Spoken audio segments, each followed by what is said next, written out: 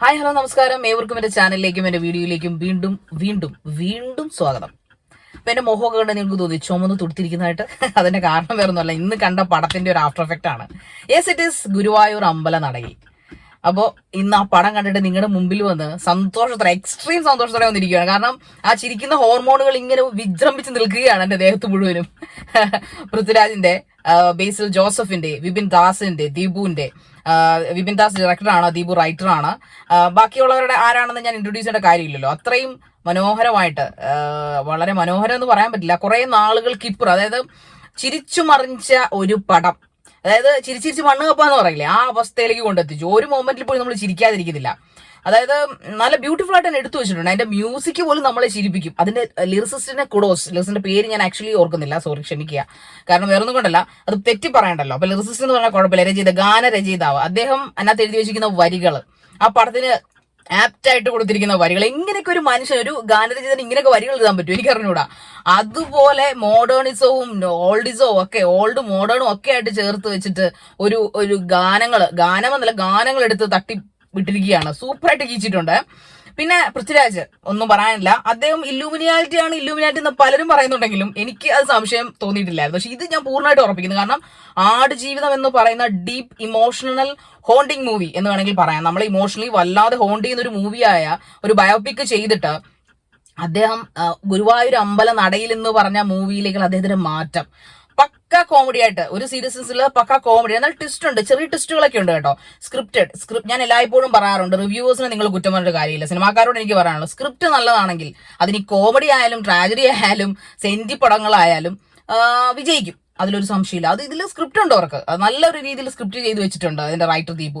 അപ്പോൾ അതുകൊണ്ട് തന്നെ എനിക്ക് തോന്നുന്നു ഈ പടം എന്ന് പറയുന്നത് വമ്പൻ ഹിറ്റായി മാറും. ഇപ്പൊ തന്നെ ഓൾറെഡി ഹിറ്റാണ്. കാരണം ചിരിയുടെ മെഗാ ഹിറ്റ് എന്ന് വേണമെങ്കിൽ പറയാം.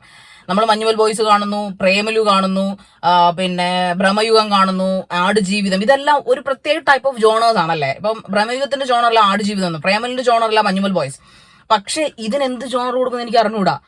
ആ ഒരു ടൈപ്പ് ഓഫ് പടമായി പോയി. തമാശ, കോമഡി, ഡ്രാമ, റൊമാൻറ്റിക്, എല്ലാം ഇതിനകത്ത്. നമ്മുടെ നായികമാരെ, കുറെ നാളായിട്ട് നായികമാരുടെ ഒരു അഭാവം മിക്ക പടങ്ങളിൽ, ഹിറ്റാകുന്ന പടങ്ങളിലുണ്ട്. പക്ഷെ ഇത് അത് നികത്തി കളഞ്ഞു. കാരണം വേറൊന്നുമല്ല, അനശ്വര രാജനും നിഖില വിമലും എനിക്ക് ഭയങ്കര ഇഷ്ടമുള്ള നടിമാരായിട്ട് രണ്ടുപേരും കേട്ടോ. അവരുടേതായ നല്ല ടാലൻസ് കൊണ്ട് അവരുടേതായ കളം തീർത്തു വെച്ചിരിക്കുന്ന ആൾക്കാരാണ്. അവർ നല്ല ഗംഭീര പെർഫോമൻസിനകത്ത് കാഴ്ച, തമാശ രീതിയിൽ തന്നെ. യോഗി ബാബു, ആദ്യം അദ്ദേഹത്തെ ഈ പടത്തിൽ കണ്ടപ്പോൾ ഞാൻ വിചാരിച്ചു അദ്ദേഹം എന്തിനാണ് ഈ പടത്തിൽ, അദ്ദേഹത്തിന്റെ ഒരു പ്രസൻസ് എന്തിനായിരിക്കും എന്ന് വിചാരിച്ചു. പക്ഷെ യോഗി ബാബു അദ്ദേഹത്തിന് കറക്റ്റ് റോള് ഈ ഡയറക്ടർ കൊടുത്തിട്ടുണ്ട്. ബൈചേട്ടൻ, സിനിമാളം ബൈജു, അതുപോലെ പിന്നെ നമ്മുടെ ജയഹേല ടീമുകള്, അതിലെ അമ്മായിയമ്മ, അവരൊക്കെ ഇതിനകത്തുണ്ട്. അവരുടെ ഒരു നല്ല റോളൊക്കെയാണ്. അപ്പൊ ഓരോരുത്തരും, അതുപോലെ നമ്മുടെ ബേസിന്റെ കൂട്ടുകാരായിട്ട് വരുന്ന ടീമുകൾ, ഇവരൊക്കെ ഓരോരുത്തരും അവരുടേതായ ചിരിസ്ഥാനം ഉറപ്പിച്ച് വെച്ചിരിക്കുകയാണ് അതിനകത്ത്. അതുപോലെ ചിരിപ്പിക്കുന്നത്. പിന്നെ ഇതിനകത്തൊരു കുറവെന്ന് എനിക്ക് പറയാൻ പറ്റില്ല, അത് വലിയൊരു കുറവാണെന്ന് തോന്നുന്നു എനിക്ക് അറിഞ്ഞൂടാ. ഫസ്റ്റ് ഹാഫ്, അതായത് നമ്മൾ ഫസ്റ്റ് സിനിമ കണ്ടു തുടങ്ങുന്ന ആ ഒരു ഇന്റർവൽ ടൈം വരെയും ചിരിയുടെ മാലപ്പടക്കമാ. ചിരിച്ച് നമ്മൾ അടുത്ത ഹാഫ് എന്തായിരിക്കും നമ്മുടെ എക്സൈറ്റ്മെന്റിൽ കൊണ്ട് നമ്മളെ നിർത്തിയിരിക്കുകയാണ് പടം.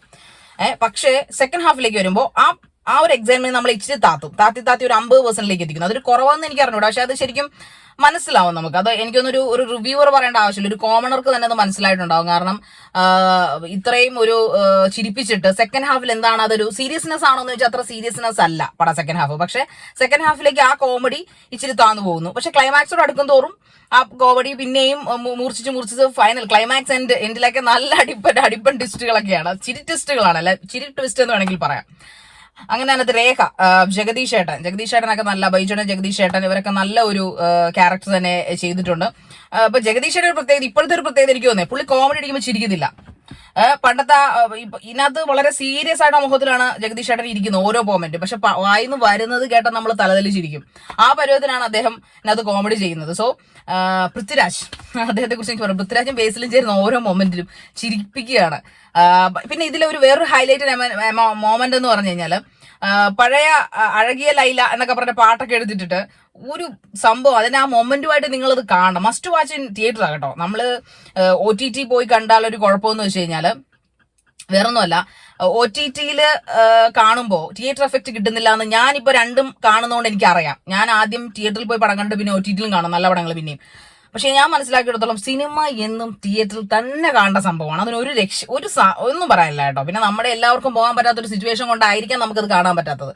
എനിവേ, എന്നിരുന്നാലും സിനിമ എല്ലായ്പ്പോഴും തിയേറ്ററിൽ തന്നെ പോയി കാണുക. ഇതും നിങ്ങൾ തിയേറ്ററിൽ തന്നെ പോയി കാണുക. ഈ വെക്കേഷൻ തീരുകയല്ലേ, അപ്പൊ കുഞ്ഞുങ്ങൾക്ക് ചിരിച്ചു മറിയാം. അത്യാവശ്യം നമുക്ക് മനസ്സിലാവുന്ന, അല്ലെങ്കിൽ ഡബിൾ മീനിങ് കോമഡി ഒന്നും അല്ല ഇതിനകത്ത് അടിക്കുന്നവര്. എന്നാൽ നല്ല മാന്യമായിട്ടുള്ള കോമഡി തന്നെയാണ് അവർ അടിക്കുന്നതെന്ന് എനിക്ക് തോന്നി. എനിക്ക് പേഴ്സണൽ, ഇതെല്ലാം എന്റെ പേഴ്സണൽ അഭിപ്രായങ്ങളാണ്. പിന്നെ ഞാൻ ഇത്രയും ധൃതി പറഞ്ഞറിയോ, എല്ലാവരും എനിക്ക് പറയണമെന്നുണ്ട്, പക്ഷെ എല്ലാവരെയും ഒക്കെ വിട്ടു പോകുന്നു. എല്ലാവരും എനിക്ക് പറഞ്ഞ് ഇതിനകത്ത് ഈ ചെറിയ വീഡിയോയിൽ ഉൾപ്പെടുത്താൻ പറ്റുമെന്ന് എനിക്ക് അറിഞ്ഞുകൂടാ. പക്ഷെ എന്തായാലും ഭയങ്കര സന്തോഷമുണ്ട് ഈ ഒരു ഈ സിനിമ ഇങ്ങനെ ഇവർ കൊണ്ടെത്തിച്ചു തന്നതിൽ. കാരണം കുറെ നാളുകൾക്ക് നമ്മൾ വളരെ സീരിയസ് ആയിട്ടുള്ള, വളരെ ട്രാജിക് ആയിട്ടുള്ള കുറെ പടങ്ങൾ കണ്ട് മനസ്സിങ്ങനെ വിഷമിപ്പിച്ചോ അല്ലെങ്കിൽ മനസ്സിങ്ങനെ ചൂട് പിടിപ്പിച്ചോ ഒക്കെ ആയിരിക്കും തിയേറ്ററിൽ നിന്ന് ഇറങ്ങുക. പക്ഷെ ഇത്രയും പോസിറ്റീവ്, ശരിക്കും ചിരിക്ക് വല്ലാത്തൊരു പവറാണ് എന്ന് പറയുന്നത് കറക്റ്റ് തന്നെ കേട്ടോ. നമ്മളത് വല്ലാത്തൊരു തണുപ്പാണ് ഹൃദയത്തിൽ നൽകുന്നത്. അത് ശരിക്കും ആ ഒരു മാലപ്പടക്കം ഇവർ ശരിക്കും കൊളുത്തി വെച്ചിട്ടാണ് ഇവർ തിയേറ്ററിൽ പടം ഇറക്കി വെച്ചിരിക്കുന്നത്. സോ അതുകൊണ്ട് kudos to the whole team. Prithviraj പ്രൊഡക്ഷൻസിനായാലും, പൃഥ്വിരാജിനായാലും, സുപ്രിയയ്ക്കായാലും, ബൈസിലിനായാലും, ഇതിന്റെ ഡയറക്ടർക്കായാലും, റൈറ്റർക്കായാലും, ഇതിന്റെ നായികമാർക്ക്, ഇതിന്റെ ഓൾ ക്രൂ, ഇതിന്റെ മ്യൂസിക് ടീംസ്, ഇതിന്റെ സ്റ്റണ്ട് ടീംസ്, ഇതിന് സ്റ്റണ്ടും ഉണ്ട് കേട്ടോ. അവർക്കൊക്കെ ഒരുപാട് നന്ദി. കാരണം ഇങ്ങനൊരു നല്ലൊരു പടം പ്രേക്ഷകർക്ക് സമ്മാനിച്ചതിന് മലയാള സിനിമ ഇനിയും ഉയരങ്ങളിലെത്തട്ടെ എന്ന് പ്രാർത്ഥിക്കുന്നു. അത് ഇനിയും വരട്ടെ എന്ന് എക്സ്പെക്ട് ചെയ്യുന്നു. അതിന്റെയൊക്കെ ഭാഗമാകാൻ ഞങ്ങൾക്ക് പ്രേക്ഷകർക്ക് സാധിക്കട്ടെ. നല്ല റിവ്യൂകൾ ചെയ്യാൻ സാധിക്കട്ടെ. ഇതൊക്കെ കണ്ട് ജെന്യുവനായിട്ടുള്ള റിവ്യൂ കണ്ട ആൾക്കാർ തിയേറ്ററിലേക്ക് ചെല്ലട്ടെ. അങ്ങനെ റിവ്യൂസിന് ജീവിക്കാൻ പറ്റും. പക്ഷേ പ്രേക്ഷകരെ ചിരിപ്പിച്ച് കുളിപ്പിച്ച് പുറത്തിറക്കുന്ന ഒരു അന്യായ പടമാണ്. പിന്നെ ആ ഒരു സെക്കൻഡ് ഹാഫിൽ ലാഗ് ഒഴിച്ചാൽ ഇതിനകത്ത് എനിക്ക് നെഗറ്റീവ്സ് ഒന്നും പറയാനില്ല. ഇനിയിപ്പോ എന്റെ വീഡിയോ കയറുമോ ഇല്ലയോ എന്നൊന്നും എനിക്ക് അറിഞ്ഞൂടാ. എനിവേ, എന്തായാലും കൊള്ളാം. നല്ല ഗംഭീരമായിട്ടുള്ള ഒരു പടം ഞങ്ങൾക്ക് സമ്മാനിച്ചതിന് എഗെയിൻ നന്ദി പറഞ്ഞുകൊണ്ട് ഞാൻ എന്റെ വാക്കുകൾ നിർത്തുന്നു. അപ്പോൾ വീണ്ടും അടുത്ത പടവുമായി കാണുന്നവരേക്കും bye bye, see you, love you all.